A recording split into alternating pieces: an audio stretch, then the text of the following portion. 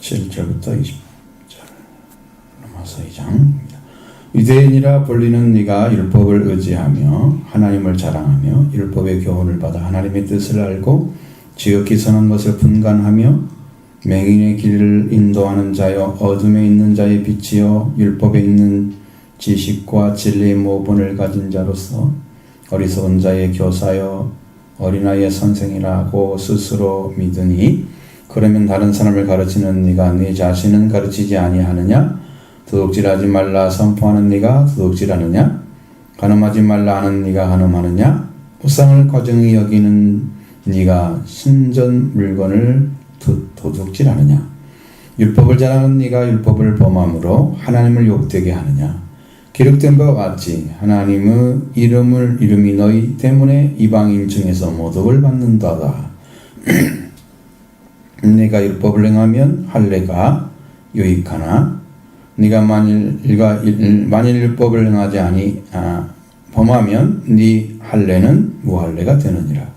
그런즉 무할례자가 율법의 교리를 지키면 그 무할례를 할례와 같이 여길 것이 아니냐. 또한 본래 무할례자가 율법을 온전히 지키면 율법 조문과 할례를 가지고 율법을 범하는 너를 정죄하지 아니하겠느냐? 무릇 표면적 유대인이 아니요 표면적 육신의 할례가 아니니라. 오직 이면적 유대인이 유대인이며 할례는 마음에 알지니 영에 있고 율법 조문에 있지 아니한 것이라. 그 칭찬이 사람에게서가 아니요 다만 하나님에게서니라. 아멘. 자, 유대인하고 율법의 관계 지금 얘기하고 있어요. 이건 아주 주제가 딱 나와 있는 거예요. 그러니까 얼마나 바울이 여기서 이제 여러분에게 전해주고자 하는 진리는 되게 창세기에서 나왔어요. 창세기. 아브라함 율법에서 율법이라고 취급하죠. 오세오경 율법이라고 취급하는데 거기에 창세기에 제일 먼저 할례가 나오죠. 아브라함부터 할례를 받기 시작했어요. 할례라는 것을 통해서 여기 말씀하시는 내용도 창세기에서 나온 것이죠. 그 다음에 여러분 쭉 가서 4장의 내용도 창세기에서 나온 것이죠. 그러니까 여러분 창세기 공부를 한 사람들은 여기에 대한 말씀들은 충분히 이해가 가능합니다. 믿음을 받아들이면 우리의 삶이 어떤가 이거 보여줄 수 있습니다. 자, 여기 잘 보시면 유대인이라 불리는 네가 율법을 의지하며 하나님을 자랑하며. 자, 유대인이라 지금 불리는 사람이에요. 자, 유대인들이라고 하는 사람들을 지칭해서 율법을 가진 사람이라 그렇게 하죠. 율법을 가진 자들이에요. 율법을 배웠기 때문에. 그리고 율법책이 전 세계에서 유대인에게만 있어요. 이 성경이 사람에게 알려진 것은 성경이 만들어진 다음에 알려진 거예요. 성경이 만들어지기 전까지는 율법이 어디만 있어? 이스라엘 나라 유대인들에게만 있었어요. 그러니까 아무도 율법을 알 방법이 없고 하나님을 알 방법이 없는 거죠. 그런데 율법을 가지고 있는 하나님의 법을 하나님께서 인간이 타락한 후에 말씀을 지켜라 하고 내려준 법이 율법이에요. 이제 오늘날 우리의 용어는 법률, 그러죠? 그 법률이란 말을 바꿔서 율법이라고 한 거예요. 세상의 법률과 똑같은 말을 쓸 수가 없어서 율법이란 말로 바꿔놨어요. 그러니까 법이라고 하면 딱 맞는 거예요. 하나님이 지키지 않으면 안 될 법을 사람에게 주셨다. 그것이 율법이라고 그러죠. 안 지키면 안 되는 거, 그리고 지켜야만이 하나님 앞에 갈 수 있고 하나님이 받아주시고 하나님이 그 사람을 용서도 해주시고 구원도 해주시는 그 일을 열어주기 위해서 율법을 준 거예요. 근데 율법을 많이 가지고 있으면 무지기수로 사람들은 다 죄에 걸리게 돼 있어요. 근데 이 사람들은 율법을 가지고 있으면서 자기들은 율법을 행하고 있다고 생각하는 거예요. 여기 보시면 다 거기 문제잖아요. 유대인의 불린 네가 율법을 의지하며 하나님을 자랑하며 율법의 교훈을 받아 하나님의 뜻을 알고 지선한 것을 분간하며 맹인을 인도하는 자의 어둠에 있는 자의 빛이요. 이것은 율법에 있는 사람이 가지고 있는 생각이야. 유대인들의 생각이 그렇다고 말이에요.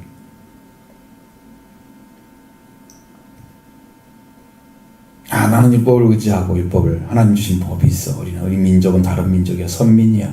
하나님 선택한 백성이야. 그러면서 자기들이 그렇게 율법을 가지는 데 굉장히 자랑스러워 생각해. 그 율법을 주신 하나님을 자랑스러워해. 그 율법이 가르쳐주는 말씀을 받아서 하나님의 뜻을 안다고 생각해요. 그리고 우리는 지극히 선한 것도 분별한다.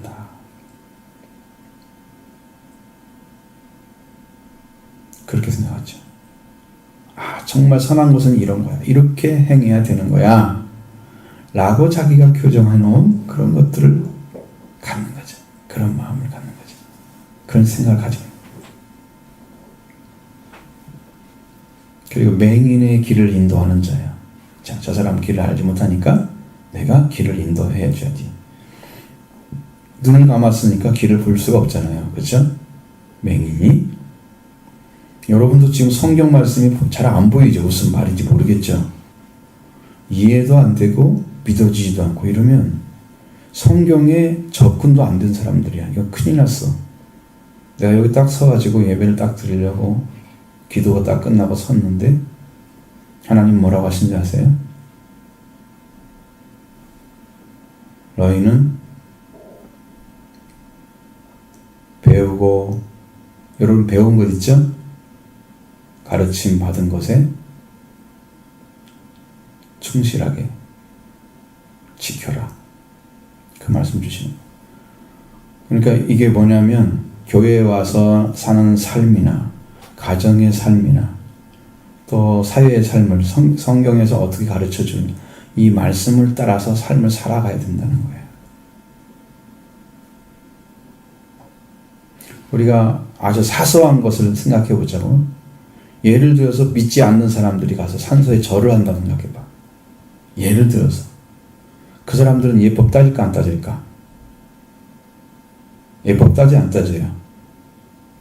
한 사람 한 사람 어떻게 잘 이렇게 그 놓는 음식 놓는 거 다르죠? 재물 드리는 다 다르죠. 청성 차려놓고 그 다음에 거기다가 다 무릎 꿇고 술을 따라주면 그걸 가지고 올려놓고 따라주고 그 다음에 쫙 엎드려서 절하고 그러죠. 얼마나 정성스럽게 하는지. 조상을 섬긴다고 생각하는 사람들이 그래요. 근데 하나님도 예배하는 자들 여기 와가지고 어떻게 예배를 드려야 하는가에 대해서 정확하게 배우고 그 식양대로 따라오지 않으면 예배에 참여하는 게 아니에요. 자기 일을 자기 하고 있고 예배하는데 구경하러 온 사람들이 많아. 예배에 적극적으로 참여하지 않고. 예배를 정확하게 배우고 정확하게 예배 드리고 그 다음에 넓은 의미의 예배, 좁은 의미의 예배 예를 드는 거야. 지금 제사를 통해서. 그렇게 다 말씀을 알아서 삶은 하나님 사람은 자녀들은 이렇게 살면 살아가는 삶에 내가 들어가야지. 근데 이게 믿음이 아니고 내 의식적으로 살아가는 것은 아직 내가 믿음이 서지 않은 사람이야. 실패할 수도 있어요. 믿음에 서야만 그 삶이 가능한 거예요. 근데 그러면서 성장을 해가는 거예요. 너희들 여러분도 하나님께서 가르쳐주신 말씀에 서야 되겠죠? 말씀에 서서 하나님 주신 말씀에 서야 돼요. 늘 듣는 말씀에 의해서 변화를 입지 않으면 여러분에게 들려지는 말씀들은 항상 하나의 또 하나의 교훈으로밖에 안 가는 거예요. 변화로 가져오지 못해요. 그래서 교회를 다니면서 삶이 변했다 이런 사람은 적어요. 극히 적어. 왜 그러냐 그러면 이 말씀을 삶으로 가져와서 내가 적용을 시키는데 적용이 잘 안 되니까 하나님께 묻고 해서 알아져서 그걸 적용시키는 삶을 살겠죠?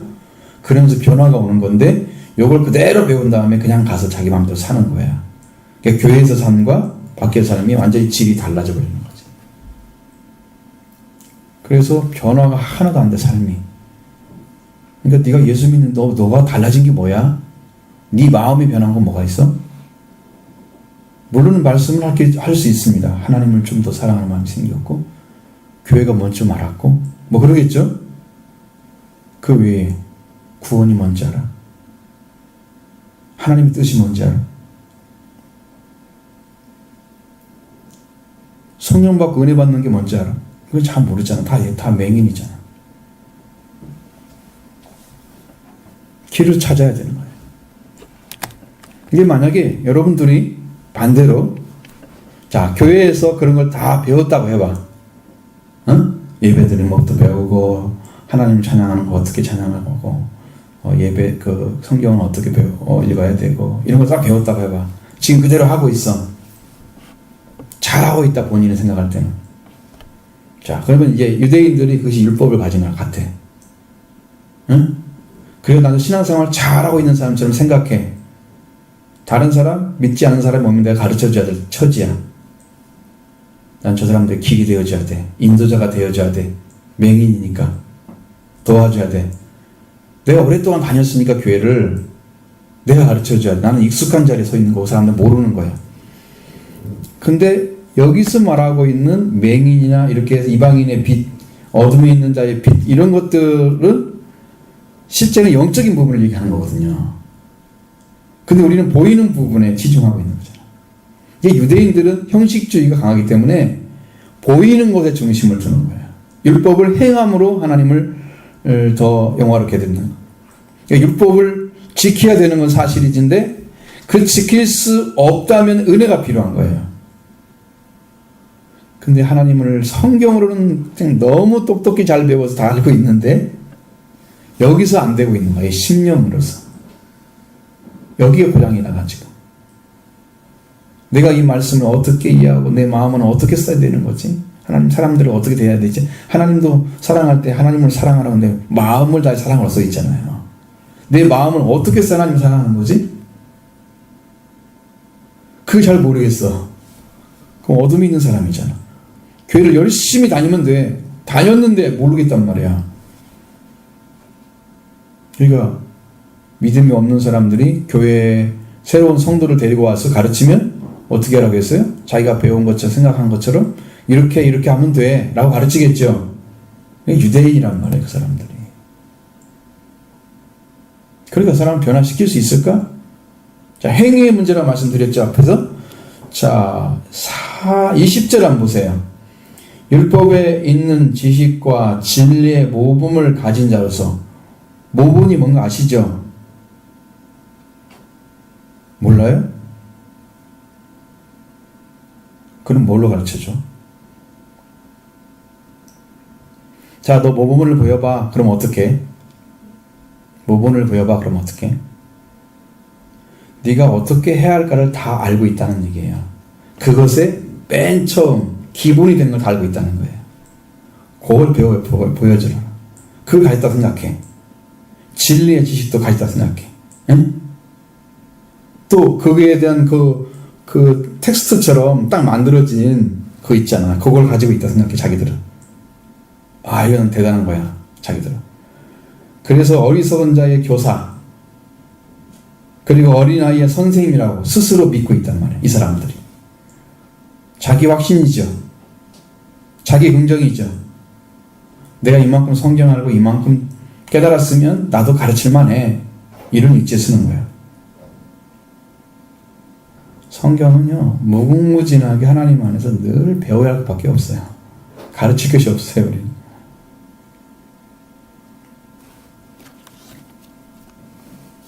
그러면 다른 사람을 가르치는 네가 자신은 가르치지 않느냐? 이 말씀이 지금 질문을 하는 거야. 네가 이렇게 가지고 있다고 하면서 왜 너는 못 가르치니? 다른 사람에게 가르칠 수 있는 네가 왜 못 가르치니? 너 자신을? 왜 자기는 말을 하는데 자기는 삶을 살지 못하겠어? 그러면 가짜잖아요.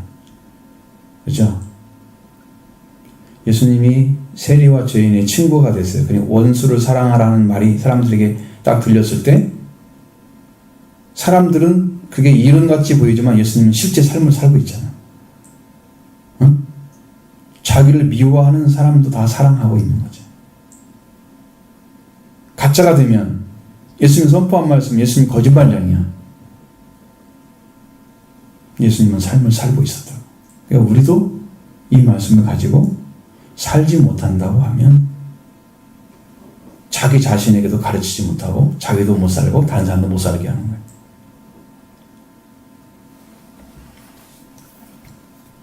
자, 21절에 중간에 보세요. 도둑질하지 말라 선포하는 네가 도둑질하느냐. 자, 이건 뭐예요? 계명이 나온 거잖아요. 십계명이 나온 거죠. 십계명이 나온 거예요. 가장 중요한 계명이니까 십계명이. 그래서 그 이야기를 해주는 거예요. 간음하지 말라. 말하는 네가 간음하느냐. 자, 성경에서 금한 것을 하고 있으면서 그렇게 하지 말라고 가르치면 나는 이율배반이죠. 성경의 말씀은 여러분에게 가르치는 게 목적이 아니에요.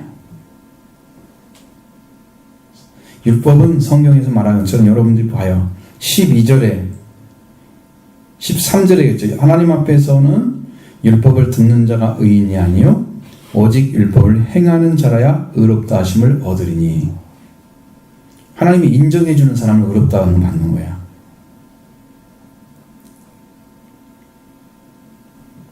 말씀을 가지고 있는데 이 말씀을 가지고 하나님이 인정을 해줄 수 있는 자리까지 지켜야 돼. 그러면 행위나 말이나 생각이 일치를 해야 돼.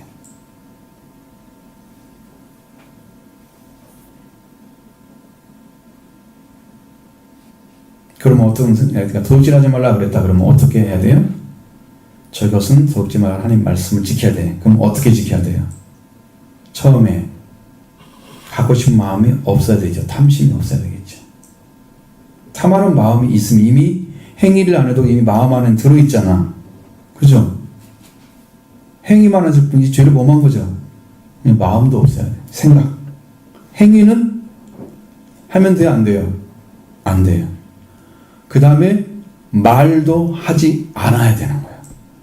여러분 이게 삼위일체가 다 가질 수 있어요? 세 개가 똑같아요? 생각이? 사람을 딱 보면서 느껴지는 대로 저것도 하고 싶다, 저거 하고 싶다, 이것은 먹고 싶다, 저기도 가고 싶다, 나 저렇게 해야 될 텐데, 다른 거 보면서 다 생각을 하죠. 그 생각이 정리가 안 돼서 하나님 말씀에 정리가 안 된 사람은 그거 보면서 그대로 하고 싶어. 근데 성경 말씀으로 정리가 된 사람들은 저건 하지 말 거야, 저건 하지 마, 마음도 가지지 말아야 돼. 그렇게 딱 되어져야 되거든요. 근데 세상의 것은 다 죄에 가질 수 있도록 노출되어 있어. 범죄할 수 있도록 다 노출되어 있어. 그런 용어들을 수없이 쓰잖아. 드라마나 어디 보면 참. 또 그렇게 행한 사람들이 범죄한 행위들도 뉴스로 다 나오잖아. 다 노출되어 있어. 생각할 수 있어. 나쁘다고 정죄하는데 내 마음은 그게 없을까? 자기도 그런 상황이 되면 할지도 몰라. 그런 상황이 안 되고 살아가니까 다행이야. 범죄를 안 해서.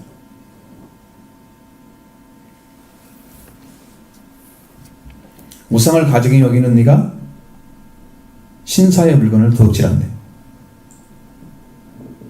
신전에 들어가서 그거 갖다 팔아먹으면 비싸잖아요. 그러니까 우상을 섬기지 말라고 하나님 명령이 났잖아요. 가증히 여긴다는 말은 아주 지겨워한다는 얘기거든요.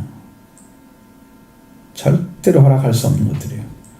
우상을 섬기는 자체가. 그런데 불구하고 우상인 가서 그 물건들을 사다가 신전에 있는 물건을 갖다 도둑질해서 팔아먹는 사람.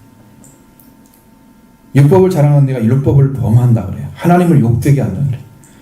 율법이 우리에게 하나님 앞에 갈 수 있는 길을 열어주려고 하나님 주신 건데 그걸 지킬 수 있는 사람들이 없었다는 거죠. 그러면 율법을 가졌어도 결국은 무엇로 구원받느냐? 은혜로 구원받아야 되는 거예요. 이를테면 구약에 나타나는 그런 예배의 형태. 자, 제물을 드리는 것은 신약의 예수 그리스도를 상징해 드려지는 것들이 대부분이에요. 응? 아브라함이 제사를 드리러 모리아산으로 갔다. 가가지고 어떻게 했을까요? 하나님이 이삭을 잡으려고 하는 아브라함을 부르면서 손을 대지 말라. 그 아이에게. 이제 네가 나를 경외한 줄 알았다. 하나님이 그러면서 손을 못 드겠으니 아브라함이 갑자기 눈을 딱 들어보니까 수풀에 스디앙 하나가 걸려있어. 그걸 갖다가 제사를 드려. 아브라함의 아들 이삭 대신에 드리는 거죠.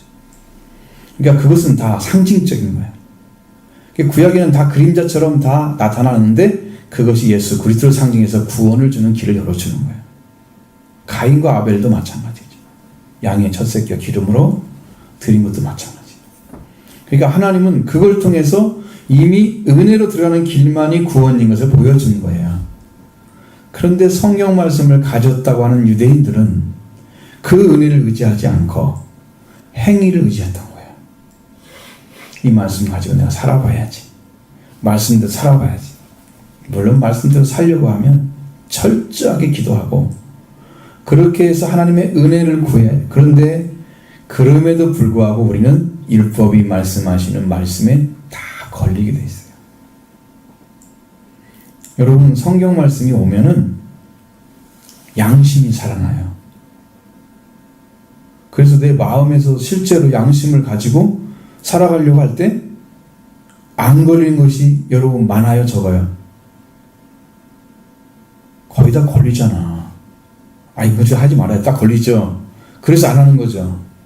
근데 하나님 안에 양심이 더 부활되면 그 양심이 선한 양심이 돼서 하나님 것도 분별할 수 있어요. 더 온전해지는 거예요, 양심이. 그래서 성경은 선한 양심이라고 말하고 있어요. 그 성경 말씀대로 딱 지켜서 이 법을 딱 되면은 다 걸려. 양심이 다 걸려. 그러니까 우리가 말씀대로 살 수 있는 것이 아무것도 없다는 걸 알게 돼요. 그리고 나는 죄밖에 없는 것을 알게 되죠. 그래서 구원의 역사는 하나님의 은혜로만 가능하다.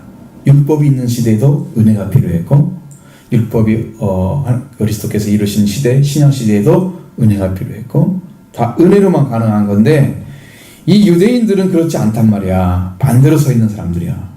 자기를 할 수 있다. 그러면서 율법을 범하는 일을 비일비재하게 하고 살았다는 얘기야. 그럼 여러분 유대인이 아니니까 다행이다. 그러죠? 조금 더 지나가면 이방인에 대한 얘기가 나와요. 거기에는 안 걸릴 사람 하나도 없어요. 우리는 이걸 율법을 받은 적이 없는데요. 그래서 몰라서 그렇게 했는데요. 지나갈 수 있죠. 그런데 율법이 아니라 율법 없이도 범죄한 사람들이 나타나. 거기에는 안 걸린 사람 없어요. 그러니까 모든 사람들이 하나님의 말씀이나 하나님이 주신 것에 의해서 다 걸려 넘어지게 돼 있어요. 그래서 예수 그리스도 앞에 무릎을 꿇어야 되는 거예요. 하나님의 의만 필요한 것이죠. 자, 율법을 행하려고 하면 율법을 주신 말씀을 여러분 온전하게 행할 수 있는 능력이 회복되어야 합니다. 능력이 회복되어져야 그게 가능합니다. 네, 그것은 은혜로만 들어오는 거예요. 이 율법을 행할 수 있는 거. 그래서 예수 그리스도를 받아들임으로 우리가 이웃 사람도 가능해지는 거고 하나님의 섬김도 가능해지는 거예요. 근데 거기는 안 들어가고 율법 자체를 가져가서 행하려고 성경대로 한번 살아보자. 1년만 살아보면 자기가 죄인인 게 드러나요. 그 말씀대로 지킬 수 없다는 사실을 알게 되죠. 자, 그래서 이제 24절을 보세요. 기록된 바 같이 하나님의 이름을 너희들 때문에 이방인 중에서 모독을 받는다. 에스겔서에 나온 말씀이죠. 이스라엘 백성들이 하나님의 말씀을 받았음에도 불구하고 말씀대로 살아주지 못해서 그들이 이방신을 섬기고 또 하나님을 떠나서 이방의 나라들을 섬기고 그들의 힘을 빌려서 자기 나라를 지키려고 해서 하나님 살아계심에도 불구하고 그런 민족들을 의지하고 그렇게 하나님 말씀을 떠나서 산 사람들로 인해서 하나님의 이름이 모독을 받았어요. 유대인들 통해서. 그러니까 여러분 교회를 잘 다니는데 사람들이 욕먹는 사람이 있다고 해봐요. 예를 들어서 자기는 신앙이 좋다고 생각하는데 사람들 뒤에 수근거려. 아이고 저것도 예수 믿는다고. 아니 믿지 않는 사람 눈에도 그렇게 보인다고 하면 여러분 얼마나 흠뚱어리가 많다는 얘기예요. 그죠? 이스라엘 민족이 하나님이 은혜를 줘가지고 이렇게 출애굽해가지고 이집트에서 나와서 이스라엘 건설해서 하나님이 축복을 받은 나라잖아. 사람들이 다 와하고 좋아했단 말이죠. 처음에는 시간이 흘러갈수록 점점 망해가는 모습이 보였을 때 사람들이 뭐예요? 아이고 저것도 하나님 믿는다고. 니는 하나님이 계셔? 하나님이 너를 도와주고 계셔? 하나님을 이름을 모독하게 만드는 거야. 여러분의 삶이 하나님을 믿는데 사람들이 가가지고 사람들을 보기에 저 하나님 믿는 사람 저렇게 하면 안 되는데 사람들이 판단하는 정도로 이렇게 모독을 받는 하나님 이름 모독받는 그런 자리에 섰다면 이게 이 사람들 좀 얘기하는 거예요. 우리의 신앙이 거기에 다 비춰보면 나도 거기에 걸릴 것이 있단 말이에요. 그것이 안 보인다고 하면 이제 회개는 이제 물 건너간 거야. 그것이 보여야 되는데 욕하는 그 사람을 향해서 나도 잘 믿고 있는데 왜 그러니 이렇게 거꾸로 나가면 이 사람은 내가 왜 뭐가 잘못길래 그러지? 지옥 가는 사람 중에 한 사람을 박영경 목사님과 간증하는 모습을 봤는데요. 예수를 믿으면서 사람들에게 손가락질 받는 사람도 지옥에 간다는 거잖아요. 왜 저래 믿는 사람이 왜 저래? 막 속이 터지잖아요. 그 사람도 지옥 간다더라. 자기는 잘하는 것 같은데 길을 못 찾아가지고. 그러니까 진짜 문제는 뭐냐면 하나님의 긍휼 가운데 안 들어가는 거예요. 하나님의 긍휼함을 잊고 그 안에서 여러분 새롭게 역사 도우시고 함께 하시는 그 은혜를 경험하면서 자기를 깨뜨려서 많은 사람들이 보기에도 정말 아름다운 모습이 성품으로 드러나면 변화된 사람인데 이 삶을 예수님한테 못 얻어서 살았기 때문에 그 사람은 늘 허덕이면서 살아가는 거예요. 하나님 율법을 행하는 제 가지고 있는 그들에게 이방인 중에 하나님의 이름이 모독을 받게 하는 그런 일을 행하는 유대인들을 보시고 또 율법을 행하면 할례가 유익하나 만일법 행하지 범하면 네 할례는 무할례가 되느니라. 자 이제 할례 얘기가 나왔어요. 할례는 아브라함에게 준 거예요. 남자의 생식기의 끝부분을 잘라내는 거예요. 지금은 뭐라 그래요? 포경수술한다고 그러잖아. 근데 그 수술은 할례와 같은 거 아니야. 그래서 그건 질이 다른 거예요. 근데 아브라함에게 줬어요. 그 살을 잘라내는 것이 하나님의 언약이라고 말씀하셨어요. 증거를 가지고 있어야 되는 거예요. 그러면 그게 뭐 때문에 자르냐? 그것은 육적인 모습을 통해서 영적으로 보여주고 자른 거예요. 너의 씨는 너를 통해 태어난 씨는 하나님으로부터 온 것이다. 그래서 그것을 하나님께서 구별하기 위해서 과거에 살았던 삶과 단절시키는 거예요. 아브라함이 사라를 통해서 아이를 낳으려고 했지만 태어나지 않았어요. 한 생명도. 근데 할례를 받고 나서 태어났어요. 그러니까 약속의 자녀가 된 거예요. 하나님 그렇게 하시라고 했기 때문에 한 대로 순종. 이제 모세에게도 하나님이 불렀을 때 불꽃 가운데에서 역사하시는 하나님의 모습을 봤죠. 떨기나무 가운데 보시던 그러니까 하나님이 가까이 가니까 모세야 네 신발을 벗어라 그랬어요. 그게 할례 받는 거예요. 영적 할례. 네가 과거에 살았던 삶은 단절되고 하나님 관계에서 새로운 신을 신어야 되는 거예요. 과거에 네가 다녔던 삶들은 이제 끝났어. 이제 하나님 안에 삶을 가지고 새로운 신을 신어서 하나님이 명령하는 길을 다녀라. 신발을 벗어야 되는 거예요. 그 영적인 부분을 얘기하는 거예요. 근데 지금 예를 들어서 율법을 행하는 사람이 할례를 받은 사람이 있으면 유대인이죠. 왜? 당시 할례는 유대인만 받았으니까. 그런데 율법을 행하는 네가 율법을 행하면 유익한데 할례를 받은 사람으로 인정받는데 근데 할례를 받으면서 율법을 행하지 않으면 범하면 할례를 받은 사람과 삶이 같지 않다 그 말이야. 그러니까 하나는 율법을 행하지 않음으로 율법을 범했고 그래서 율법을 행하라고 하는 할례를 받던 그 할례가 소용이 없게 된다고 말이야. 그러니까 율법을 행하는 사람들은 여기서 말씀하신 걸 보면 할례를 받은 사람은 율법을 행해야 유익하지 율법을 행하지 않으면 할례가 무할례가 되는 거죠. 아무 효과가 없는. 이건 좀 어려운 이야기니까 여러분들이 모르면 물어봐야 돼요. 무슨 말인지 알 때까지. 그러자고 지나가면 이제 계속 의문으로 남을 거예요. 그러면서 머릿속에 항상 그리죠. 이게 뭔 말이지? 이게 분명히 뜻은 있을 텐데 왜 무슨 못 알아듣고 이렇게 될 수 있으니까요. 그런즉 무할례자가 율법의 규례를 지키면 무할례를 할례와 같이 여길 것이 아니냐.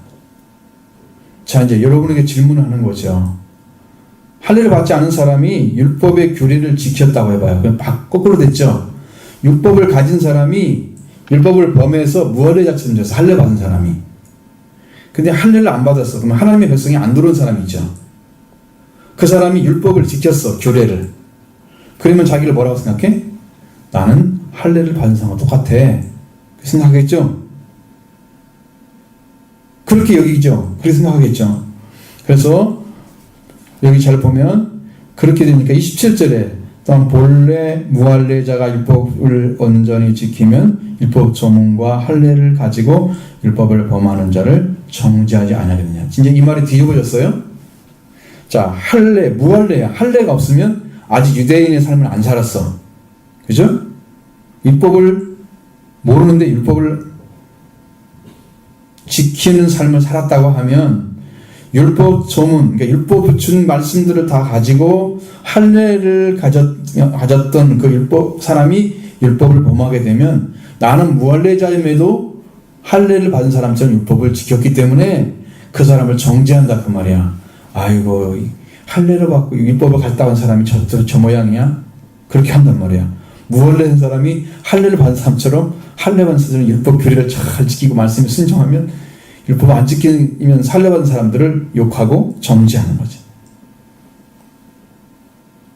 그냥 이것은 논리적으로 지금 이야기해보는 거야. 그러지 않겠느냐? 그럴 개연성이 충분히 있죠. 충분히 있습니다. 그래서 보여지는 유대인, 표면적 유대인이 아니고 보이지 않는 유대인이 뭐라고 했어요? 표면적 유대인이 아니고 표면적 육신의 할례가 아니다. 할례가 유익하려면 율법을 행해야 되는 거지. 아브라함의 전례를 따라서 아브라함을 통해서 주신 전례를 따라서 유대인들은 할례를 행했어요. 그러니까 그 할례를 하고 그 다음에 유대인처럼 율법을 지켜서 살아가라고 하신 말씀에 동의를 하고 그렇게 들어갔던 사람들이에요. 유대인들이에요. 그래서 율법을 엄청 배웠어요. 근데 율법을 행하지 않으면 자, 표면적 유대인은 뭐예요? 처음에 율법을 가졌고 할례를 했던 사람들이에요. 그게 표면적 유대인이야. 자, 이면적 유대인. 자, 29절.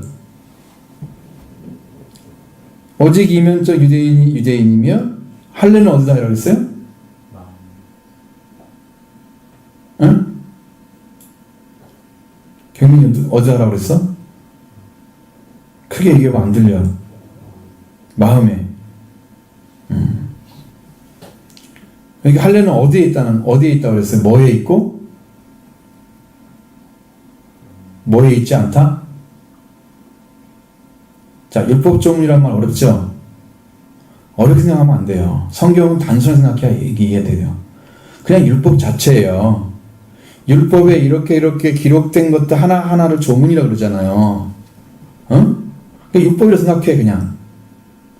그냥 율법, 성경이 기록된 하나님께서 법으로 주신 것, 지키라고 준 것, 그 법을 지킴으로 할례가 되는 게 아니고, 할례는 마음에 하는데 영으로 해야 된다고 말해요.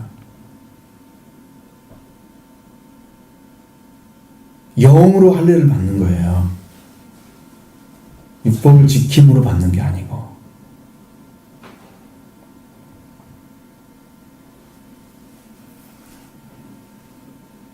자, 그래서 영으로 할례를 받으면 칭찬이 누구한테 나와? 하나님한테 와. 사람에게 칭찬받는 것은 유대인처럼 할례를 받으면 칭찬을 받겠죠.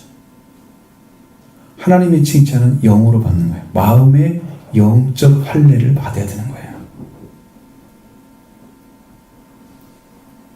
그러면 여러분 마음이, 자, 할례를 받아도 나도 하나님의 백성으로 살아야지, 그렇게 한 것처럼 모세가 신발을 벗어서 이제는 하나님의 말씀으로 순종하는 삶으로 딱 바꿔놨어. 할례를 해가지고 하나님께서 그 다음에 할례를 한 아브라함을 통해서 이삭이 태어나게 하셨어. 그러니까 뭔가 하나님께서 일을 하시죠. 그걸 통해서. 그럼 우리한테 오셔가지고 우리 마음에 나도 예수를 믿는 사람, 하나님의 자녀로 살아갈 수 있는 심령이 생겨서, 마음이 생겨서 이제 하나님의 생각을 가지고, 말씀을 가지고 살아야지 내 마음에서 그것이 딱 결정되고 세상 건 잘라지는, 이게 할례를 받아버리는, 영적 할례를 받아버리는 거죠. 그렇게 하나님의 자녀로 들어가는 길을 찾아낸 사람들이 마음의 할례를 받은 사람들의 영으로, 여전히 내가 인간의 방식으로 교회 다니고 그냥 하나님 교회 다니는 걸로 그냥 끝나고 이렇게 신앙생활 하는 사람들은 지금도 육신의 할례 받으려는 사람 똑같은 사람이야. 성령 받아야 되는 거죠. 이유가 바로 그거예요. 영으로 받는 거예요. 할례는. 그래서 과거에 내가 인간적으로 내가 살고 싶은 대로 살았던 삶은 사라지고 하나님의 방법대로 살고 싶은 삶이 나한테 와. 할례를 받으면, 영적 할례를 받으면. 그래서 할례는 마음이 하는데 그 할례를 한 사람, 영으로 율법조문에 의해서 하자는 게 아니라 영에 의해서 하는 거다. 그래서 영의 할례를 받은 사람들은 그것이 이면적인 유대인이야. 표면적 유대인은 진짜 겉으로 하나님께서 명령한 날짜가 언제냐면 태어난 지 8일 만에 할례를 하러 가요. 성경을 찾아봐요. 예수님도 그렇게 했어. 성경에 나와 있어요. 할례를 받으러 성전으로 가셨어요. 나와 있어요. 성경에. 그럼 제사를 드리러 가죠. 율법 지켰을까 안 지켰을까? 부모들이 지켜줬어요. 할례 받는 것은. 예수님도 유대인이에요. 왜? 그 나라의 소속에서 태어났잖아. 그러니까 그 나라의 법을 지키죠? 거기서 예수님이 할례로 끝난 게 아니고 자라면서 하나님의 영이 함께하는 사람 됐어요. 태어날 때부터 영으로 함께했죠. 근데 육신은 유대인이기 때문에 유대인의 법을 따라서 할례를 받은 거예요. 그 예수님은 영적인 부분도 완전하고 육적인 부분도 완전한 거예요. 왜? 육신에도 율법을 지켰고 영으로도 율법을 지켰고. 그 예수님처럼 되면 완전한 거예요. 우리들도. 자, 할례는 어디에 된다? 마음에. 보여지는 게 아니다. 그래서 할례를 받게 되면 하나님께 칭찬이 있다. 아, 네가 이제 드디어 내가 명령한 대로 살 준비가 됐구나. 그 준비된 사람들이 하나님의 백성으로 들어가는 길을 찾은 사람들이 할례가.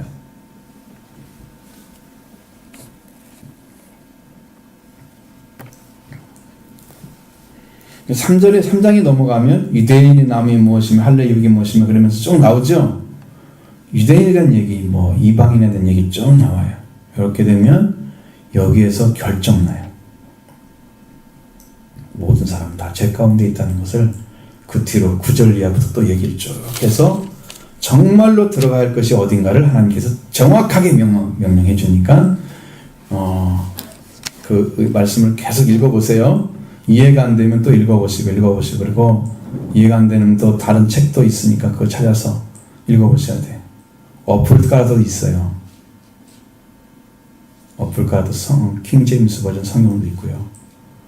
돈 조금만 들이면 세번역 성경 같은 것도 내려받을 수 있어요. 그러니까 여러분들 그래서 성경을 읽어야지 말씀이 뭐라고 했는가를 알아야 믿어질 거 아니야. 무슨 말인지도 모르는데 그걸 어떻게 믿어? 그죠? 억지로 믿는 거지 그건. 그냥 믿어. 그럼 어떻게 믿어? 이 생각이 잡히질 않잖아. 이게 뭔 말인지. 사고의 체계가 딱 만들어져야 믿음이 와요. 한국 사람들은 그래요. 헬라인처럼 똑같아요. 유대인처럼 하나님에 대한 그 생각이 완전히 정된 사람들은 그게 필요가 없는데 한국 사람은 그렇잖아요. 한국 사람들은 약간 헬라적이에요. 그래서 생각이 오지 않으면 믿음이 안 생겨요. 우리 유대인이 아니기 때문에. 그렇죠? 자, 여러분이 이 말씀을 통해서 하나님이 하고자 하는 이야기는 뭐예요? 유대인도 사람들에게는 엄청 잘하는 게 많지만 사실적인 삶은 어떻다는 거야? 율법을 범하고 살고 있다는 거죠. 그러면 네가 받은 할례가 유익하다?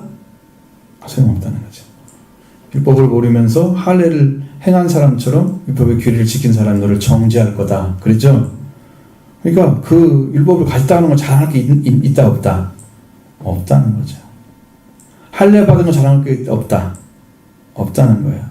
그 당시에는 육신의 할례를 했지만 지금 무슨 할례해야 된다? 마음의 영으로 할례해야 된다. 그럼 하나님이 칭찬이 있다. 그래서 하나님을 믿는 이제 결정이 되는 거야.